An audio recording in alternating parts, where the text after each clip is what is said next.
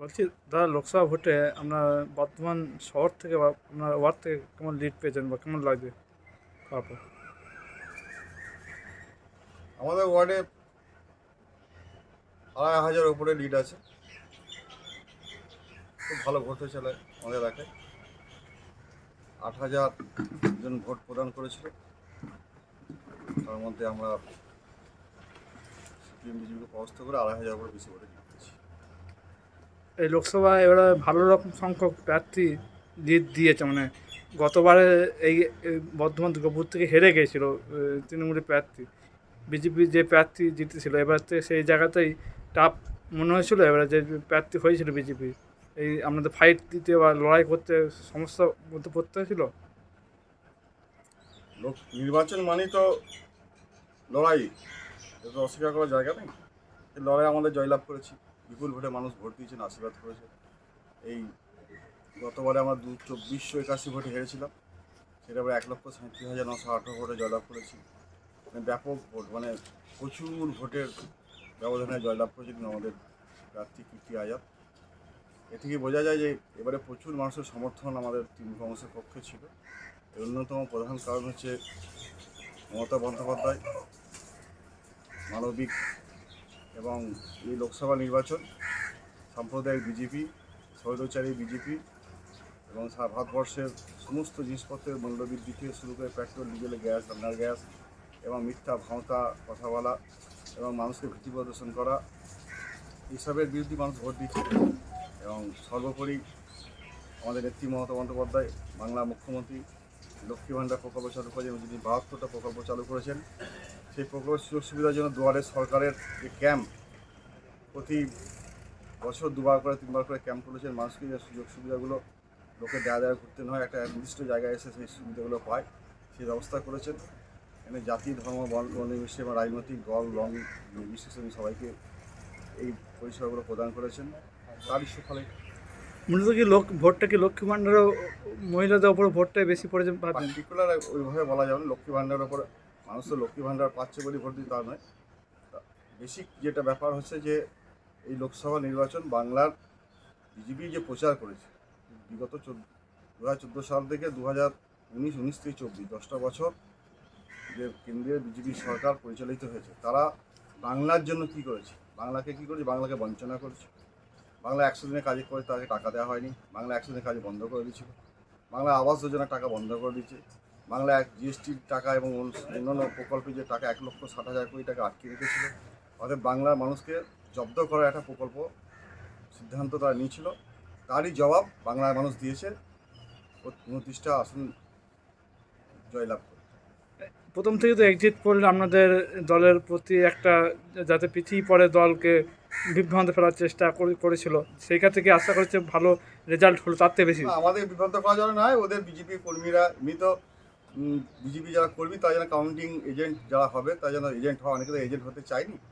যাদের counting agent কাউন্টিংয়ের ফলে যেন পৌঁছায়, তাদেরকে উদ্বুদ্ধ করার জন্য এই রিপোর্টটা করেছে। তার থেকে এক্সিট পোল যা দেখাচ্ছে তার থেকে বেশি সংখ্যক আমাদের জয় এক্সিট হয়েছে। পোলটা তো বানানো, এক্সিট পোলটা হচ্ছে বিজেপির কর্মীরা যারা কাউন্টিং সেন্টারে কাউন্টিং হলে পৌঁছায় তাদের উদ্বুদ্ধ করার জন্য এক্সিট পোল, আর কিছু করার না। এর থেকে বোঝা যাচ্ছে তাহলে বাংলায় বিরোধীদের ঠাঁই নাই। মমতা ব্যানার্জি বলেছিলেন যে বাংলায় বিরোধীদের বিসর্জন, অভিষেক বন্দ্যোপাধ্যায় বলেছে সেই বিসর্জনই হয়ে গেল, বিরোধীদের বিসর্জন হয়ে গেল। আর দিলীপ ঘোষ তো একটা আপনাদের দলের যাতে কর্মীদের বা কোনো মানুষকে যাতে আভ্যন্তর মানে ভয় দেখিয়ে বা মানুষকে সেই রকম চেষ্টা দিলীপ ঘোষ যেদিন উনি প্রার্থী এখানে ঘোষণা করেছেন সেদিনই উনি হেরে গেছেন।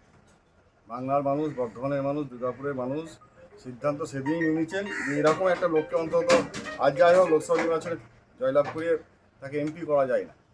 এটা বর্ধমানের মানুষ, বর্ধমান সচেতন মানুষ, সচেতন নাগরিক যারা ভোটদান করেছেন তারা জানেন দিলীপ ঘোষের মতো একটা ব্যক্তিত্ব যে সবসময় নোংরা কথা বলে, হুমকি দেয়। উনি ভাবেন এটা আমার পক্ষে খুব শোভনীয় মনে করেন, যেটা মানুষ গ্রহণ করেনি ওনার কথাবার্তা, ওনার ব্যবহার, আচরণ। তারপরে এমনি দুর্বল সংগঠন বিজেপির দুর্বল সংগঠনের ওপর ভিত্তি করে তো এত বড় লড়াই জিতে যায় না। তারপরে যা করা হয়েছে, বিজেপি তো আমাদের বর্ধমান দুর্গাপুরে বিজেপির 7টা বিধানসভা দিয়ে হেরেছে, কারণ বুঝতে পারছি এখানে সংগঠন কিছু নেই ওদের। মানুষকে এই ভোট বাক্সে জবাব দিল বিরোধীদেরকে একদম ফাঁকা শূন্য করে দেয়। এই যে এই মিথ্যা অপপ্রচার বা মানুষের প্রতি যে একটা বাংলার প্রতি যে বঞ্চনা, যেটা মমতা বন্দ্যোপাধ্যায় অভিষেক বন্দ্যোপাধ্যায় বারবার বলেছেন, আমার বাংলার মানুষ জানেন, বাংলার প্রতি বঞ্চনা হয়েছে, সেই বঞ্চনারই জবাব দেওয়া হয়েছে। এবং মমতা বন্দ্যোপাধ্যায় উন্নয়ন মানুষের সাথে, মানুষের পাশে একমাত্র মমতা বন্দ্যোপাধ্যায় থেকেছেন, বাংলা মানুষের পাশে, বাংলার কথা ভাবেন, বাংলাকে এগিয়ে নিয়ে যাচ্ছেন। বাংলা আজকে সমস্ত ক্ষেত্রে বিভিন্ন বিভিন্ন প্রকল্প তো আমাদের বিভিন্ন জায়গায় পুরস্কার পাচ্ছে, আমরা জানেন ভালো করে। আর এই প্রকল্পগুলো গ্রহণ করছে অন্যান্য রাজ্য, অন্যান্য কেন্দ্রীয় সরকার গ্রহণ করছে।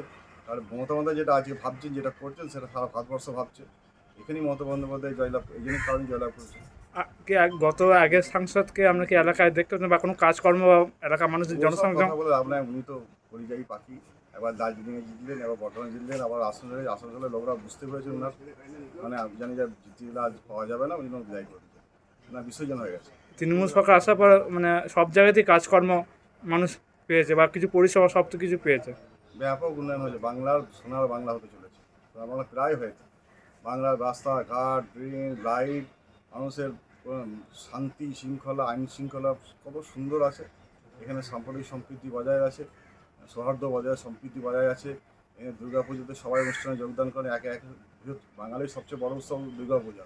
সারা বাংলা জুড়ে প্রত্যেকটা হিন্দু, মুসলমান, শিখ খ্রিস্টান জন্য একত্রিত হয়ে দুর্গা পূজার অনুষ্ঠানে যোগদান করেন, কালী পুজোর অনুষ্ঠানে যোগদান করেন, এবং ঈদ, বকরিদ, এই সমস্ত অনুষ্ঠানে, মহরম, সমস্ত অনুষ্ঠানে হিন্দু পরিবারের ভাইয়েরা সবাই সৌহার্দ্য ভ্রাতৃত্বের সঙ্গে যোগদান করেন। সাফল্য মানে সম্প্রীতির সঙ্গে উৎসবগুলো হয়, তার জন্য তার সবাই কানে কান মিলিয়ে একসঙ্গে থাকেন। নতুন এই বাংলার সম্প্রীতি, এই সম্প্রীতি মমতা বন্দ্যোপাধ্যায়ের নেতৃত্বে বাংলার পুলিশ প্রশাসন এবং বাংলার সাধারণ জনগণ মানুষ সচেতন, যার জন্য বাংলার সাম্প্রদায়িক শক্তিকে আমরা বিসর্জন দিচ্ছি। আর নতুন সাংসদ কি এলাকায় কাজে পাবেন বা কিরকম বুঝছেন নতুন সাংসদ হয়েছে বা আগের সাংসদ থেকে? সাংসদ হননি যে ওনাকে সাংসদের কাজ বোঝাতে হবে। উনি এর আগে দুবার সাংসদ ছিলেন, ওনার বাবা মুখ্যমন্ত্রী ছিলেন, উনি একবার এমএলএও ছিলেন। অতএব ওনাকে সাংসদের কী কাজ সেটা উনি ভালোভাবেই জানেন। তার নমুনা উনি দেখিয়েছেন। ওনার যে প্রথম কথা ছিলেন যে আমি তাহলে দেখবে একটা যে জ্যাম হয়ে থাকে, ঘন্টা পর ঘন্টা মানুষ দাঁড়িয়ে থাকে, উনি তো জিটি প্রথম এগুলো পরিদর্শন করেছেন। এই জন্য বলেছিলেন কেন্দ্রীয় সরকারের সঙ্গে লড়াই করেছি, এগুলো বার করে আনবো। উনি কাজের মানুষ, শিক্ষিত মানুষ, ভদ্র মানুষ। উনি আপনার লেভেল বিশ্ব ক্রিকেটার, একজন ভালো ক্রিকেটার। অর্থাৎ উনি ওনাকে কাজ সম্বন্ধে বলতে হবে না, উনি কাজ ভালো জানেন, উনি বাংলার জন্য কাজ করবেন, এটা আমার আশা রাখি। আপনার নেতৃত্বে একটা ব্রিজও দেখলাম হয়েছে অনেক দীর্ঘ লড়াই করার পর। হুম হুম হুম যেটা আমাদের সমস্যা ছিল, বড় সমস্যা। বিরাট সমস্যা ছিল দীর্ঘ, তখন বামফ্রন্টের আমলে আমরা অনেক সাধারণ মানুষ, এলাকার মানুষ অনেক আবেদন করেছিল, করেনি।